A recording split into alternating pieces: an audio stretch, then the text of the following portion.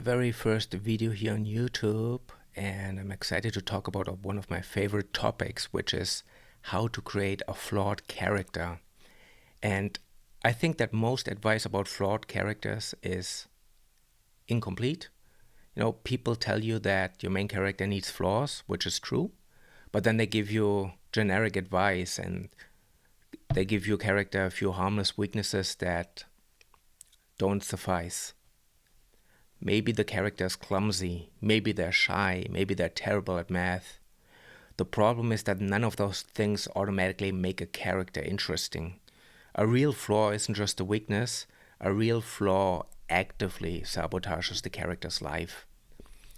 Think of it as a curse, not like a magical curse, but a behavioral curse. Something that keeps creating problems over and over again. And those problems create drama, and drama creates story. A lot of creators misunderstand also what flaws are supposed to do. Sometimes they make their characters too perfect. Sometimes they give them harmless quirks. Sometimes they confuse personality traits with flaws. Like loving pizza isn't a flaw. Sleeping till noon isn't a flaw. Being awkward around strangers isn't necessarily a flaw either. Those things can add personality. They can make a character feel human, but they don't automatically drive the story. So what makes a flaw really matter? For me, the answer is simple. A flaw creates conflict. It should make life harder for the character, like a shadow enemy you cannot escape from. It should get in the way of their goals. It should damage relationships, and ideally it should lead to bad decisions. And here's a nice side effect. Bad decisions make great stories. Think about some classic flaws. Pride, distrust, greed, cowardice, obsession. These aren't interesting because they're negative. They're interesting because they create consequences. A proud character refuses help. A distrustful character kicks away allies.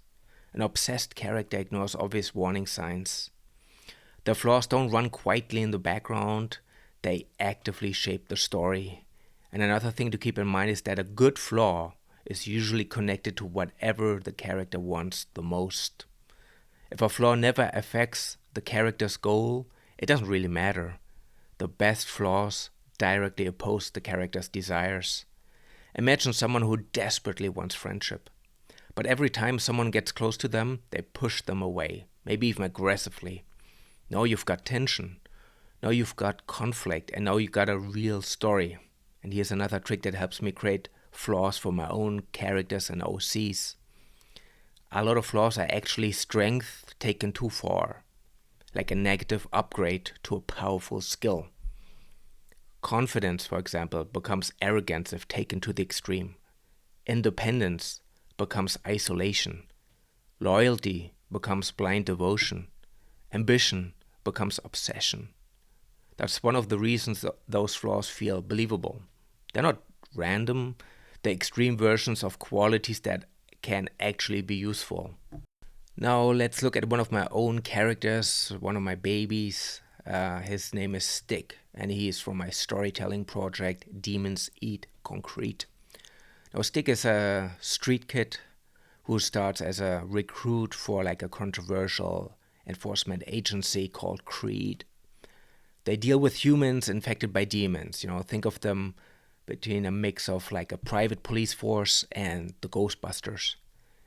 Yeah, Stick is at the bottom of the ladder. He's a recruit. He has no status, he has no power, he has no influence. He's tough, he's direct, street smart. He's the kind of guy who thinks he can solve most problems by himself. And at first glance, those traits seem very useful. But that's exactly where the flaw comes in. Deep down, Stick craves connection. He wants friendship. He's desperate for a girlfriend. He wants people he can trust. He wants to feel like he belongs somewhere. The problem is that his behavior keeps pushing people away. He's always in a defensive mode. He's very stubborn. He has trouble trusting others. And because of that, he often creates the very loneliness he's trying to escape. That's his flaw. Not that he's weak, not that he's bad at something. His flaw is that he keeps sabotaging his own goal. And because of that, he gets pulled into bad situations, unhealthy relationships, and demonic, well, let's call it demonic entertainment he shouldn't get involved in. So his biggest enemy isn't always a classical demon, but the inner one. And that's where the character flaws become the most powerful. They're not just decorations, they're engines. They create conflict, they create consequences, and they create opportunities for growth. So when you're designing your own character, your own OC, don't just ask yourself what their weakness is. Ask yourself, what behavior keeps causing problems in their life? What gets in the way of what they want? What mistakes are they going to make until they finally learn from them? Because again, a flaw isn't something you write on a character sheet and then forget about. A flaw is a behavior that consistently creates problems. And honestly, no flaw means no story. And that's lame and boring. When I designed Stick, I wasn't looking for a weakness. I was looking for a trait that would mess up his life constantly. As a creator, you have to be a little sadist, and you gotta grind your character through like a spike infested obstacle course. That's what turns a character flaw into a real story. And that's my first video. I'm Mars Dorian, an artist from Berlin. I want to thank you for listening and watching my video, my very first video, my virgin video. If you enjoy character design and world building and visual storytelling inspired by video games, I think you've come to the right house, the house of Mars. Please consider subscribing to my channel, and until next time.